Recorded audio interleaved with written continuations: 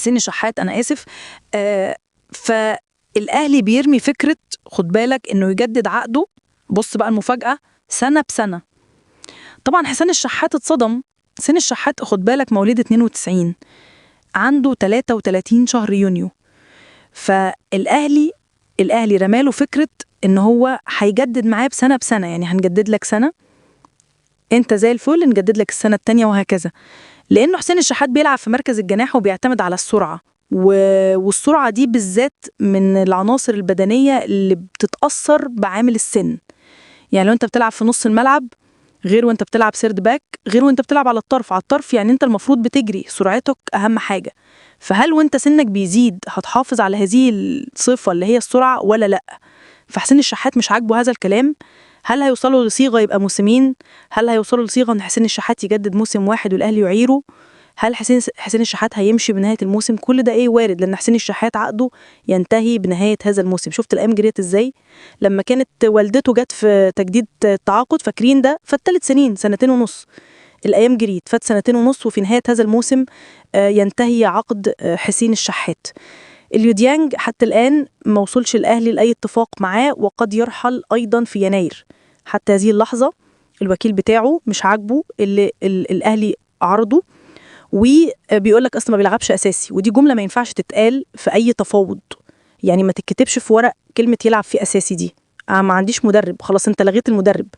ما ينفعش تتكتب في عقد ولا يحصل عليها اتفاق. الاتفاق بيبقى مادي. أنت لو أحسن لعيب في الدنيا قد لا تشارك، يعني مستواك نزل، دلعت، اتخانقت مع المدرب، اي حاجه يعني.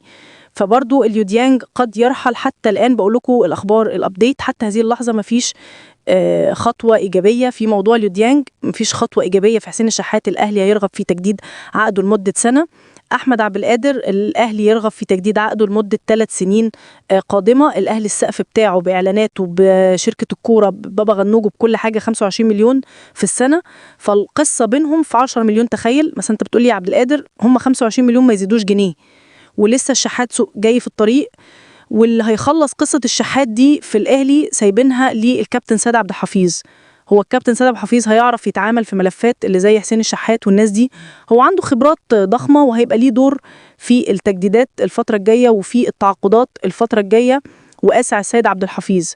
فال10 مليون جنيه بين عبد القادر، طلب عبد القادر، واللي الاهلي هيرصدوا له السقف بتاعه 25 مليون والتاني عايز 35، فيقوم يجدد ليليو ديانج ب 75 مليون.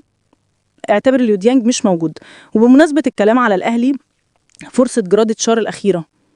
هو انا عارف انه مش هيستثمر، يعني بص من 10 قرش من 30 يوم صار منهم، صح ولا غلط؟ احنا جراديتشار شفنا 20 وبقالنا قد ايه. خلاص كلمه فرصه الاخيره دي اللي بتتقال له في الكواليس دي انا ما اعتقدش هتاكل عيش يعني اعتبر جراديتشار في يناير على قائمه الراحلين. مهاجم النادي الاهلي هيشتغل على فروت قوي. والمفترض الراجل استروبا هيبقى ليه دور في استقدام لاعب اوروبي للنادي الاهلي خلال انتقالات يناير، وهيبقى على حساب السلوفيني جراديتشار. هو انا حاجتين مش فاهمهم، هو بيزيرا ده هنجنسه ولا هنديله فلوسه؟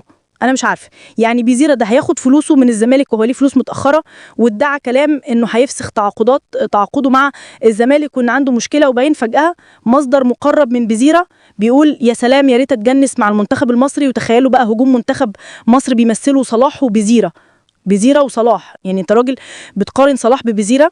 هو طبعا في مبالغه جدا في المكان الفنيه بتاعت بيزيرا، يعني جدا لعيب كويس بس ونقطه، اكتر من كده لسه يعني تاثيره قدامه كتير جدا. الهجوم مصر صلاح وبيزيرا، يعني مش صلاح ومرموش ولا صلاح ومصطفى محمد ولا صلاح وزيزو ولا صلاح وتريزيجيه، صلاح وبيزيرا. بس هو الاول خد فلوسه، يعني هو راجل هيكمل عشان نجنسه؟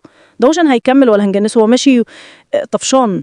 طبعا احنا ما عندناش في كلمه التجنيس، ممكن في بعض الدول العربيه فيه. يعني شفنا امبارح منتخب قطر، بنبارك لهم طبعا على التاهل لكاس العالم قدام الامارات، شفنا في الملعب لعيبه مجنسه كتير. منتخب السعوديه كمان امبارح اتعادل. قطر كسب الامارات 2-1 وبينضم للمتاهلين لكاس العالم. اكيمو كمان اتاهل لكاس العالم امبارح رسميا بعد التعادل مع العراق. ودي يعني عشان بص بقى العقد العربي انت بتتكلم فيه منتخب مصر والمغرب والجزائر وتونس والأردن والسعودية وقطر، وفي فرصة للإمارات في العراق في الملحق.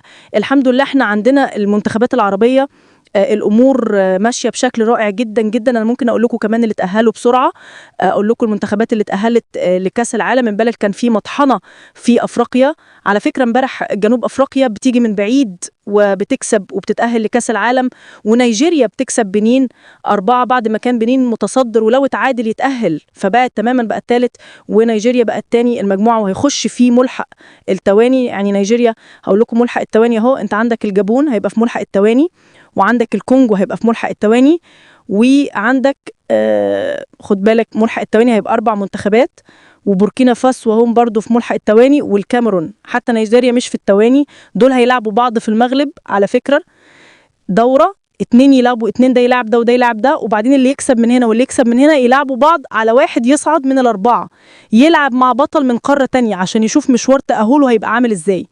يعني يشوف عنده دورة وبعدين عنده ماتش تاني عشان خاطر يشوف هيتأهل ولا مش هيتأهل.